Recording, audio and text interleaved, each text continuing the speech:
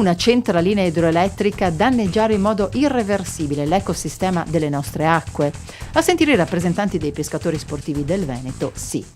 E questo problema è infatti il primo ad essere stato discusso al tavolo della neonata Consulta regionale per la pesca ricreativa, la cui prima riunione si è tenuta nella sede del Parco Naturale Regionale del Fiume Sile, a Treviso. La centralina cosa succede? Io metto dentro un tubo 5 metri cubi d'acqua, ok? La porto questo tubo per fare corrente, devo fargli fare un certo sbalzo, porto questo tubo a 2-3 chilometri dal torrente per fare questo sbalzo. Quei 2-3 chilometri di questo tubo fa in modo che il torrente sia senza acqua.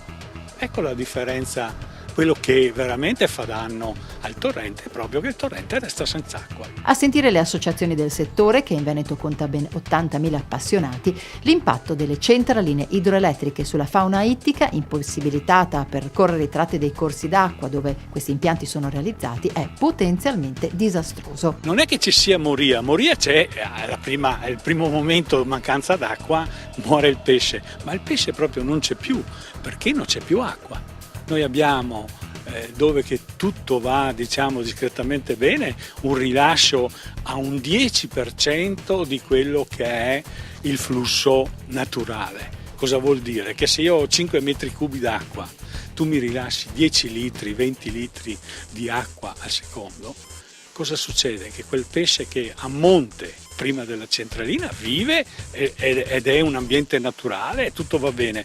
Sotto la centralina non c'è più vita e poi l'ambiente viene messo in disastro in quella maniera, viene fuori un qualcosa che non è assolutamente ammissibile. Sull'intero territorio regionale ci sono oggi 583 centraline di varie dimensioni e almeno 115 sono le istanze in istruttoria per nuove realizzazioni.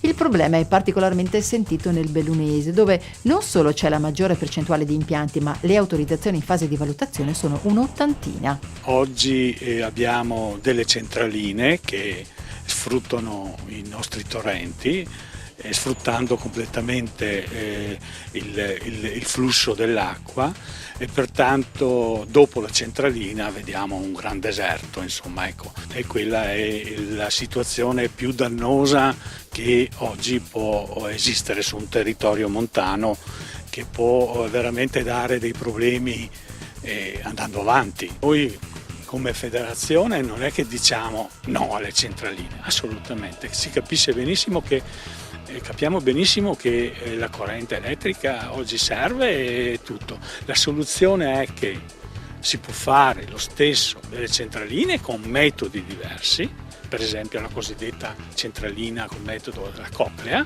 Cosa succede? Che in uno sbalzo di 10 metri, 5 metri, che in montagna troviamo questi salti di acqua e così via, si può costruire questa centralina, costa molto meno, però il danno è veramente zero, perché il salto d'acqua fa in modo che va in movimento degli ingranaggi che fa energia elettrica. L'insediamento della consulta ha visto riunite per la prima volta tutte le organizzazioni della pesca sportiva, la FIPSAS, Federazione Italiana Pesca Sportiva e Attività Subacquee, il Consorzio Veneto Associazioni Sportive Dilettanti e la Federazione dei Bacini di Pesca della provincia di Belluno, e poi l'Associazione Pescatori della provincia di Verona, l'Unione Nazionale Pescatori a Mosca, il Carp Fishing Italia e il Comitato Risorse Vitali, che riunisce le realtà operanti in provincia di Venezia.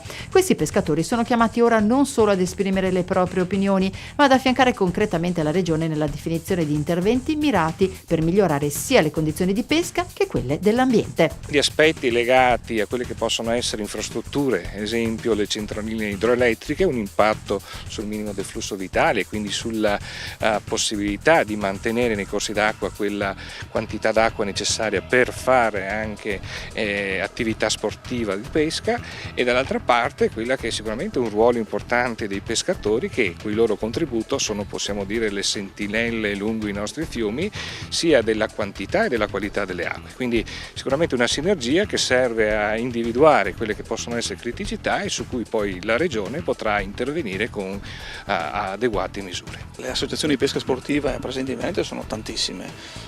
Un coordinamento non solamente serve per la gestione delle risorse, perché abbiamo messo a disposizione dotazione 800.000 euro, prima non c'era niente, ma anche perché la gestione dell'ambiente passa anche attraverso l'attenzione dei pescatori. Questo tavolo vuol dire anche avere una visione strategica dei prossimi 5-6 anni rispetto a questo tipo di attività, pesca ricreativa e sportiva, ma anche come loro stessi possono tutelare l'ambiente. Con la partecipazione a questo tavolo blu saranno gli stessi pescatori dunque a decidere in prima persona dove e come impiegare le risorse economiche dedicate al settore. È un federalismo orizzontale, consegniamo a loro la responsabilità di gestione di parte delle acque e questo secondo noi è un passo importante per poi avere la cura e le indicazioni che possono arrivare da questo tavolo alla Regione Veneto, alla Giunta regionale, per essere ancora più attenti a tutte le problematiche ambientali. Dalla tutela degli argini al monitoraggio della salute delle acque sono proprio loro, i pescatori, le prime sentinelle dell'ambiente. Hanno chiesto